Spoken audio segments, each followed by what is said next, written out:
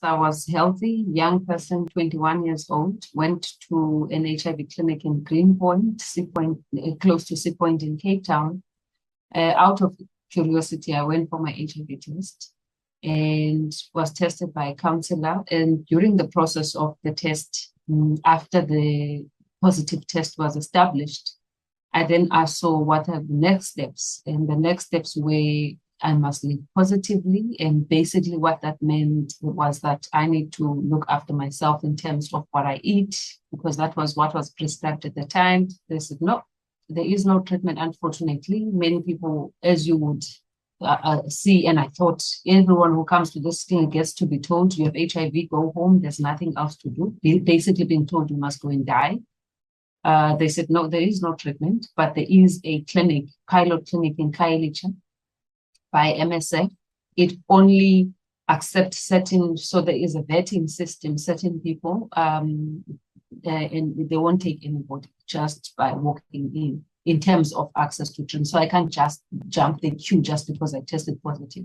So when I went to the MSF clinic 3 months later, eventually, after I woke up out of depression, I didn't die.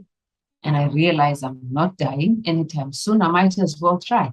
I went to this clinic and met someone from the TAC.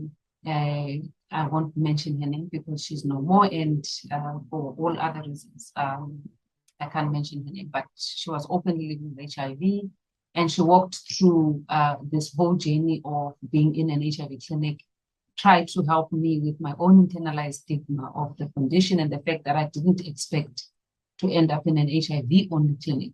I thought it was a normal clinic. It was hidden at the back of Site B hospital, day hospital.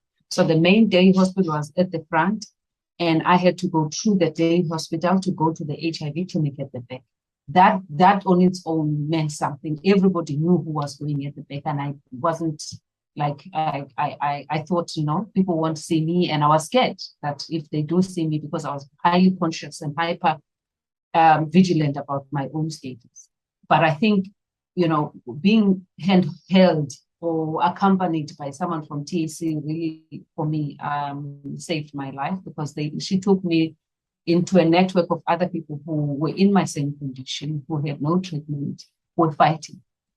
They were not feeling sorry for themselves. Yes, stigma, we carried stigma all the time, but they were not feeling sorry for themselves to a point of arresting themselves and dying in their stigma. More, they were using their anger and to feed their fire and their spirit to fight.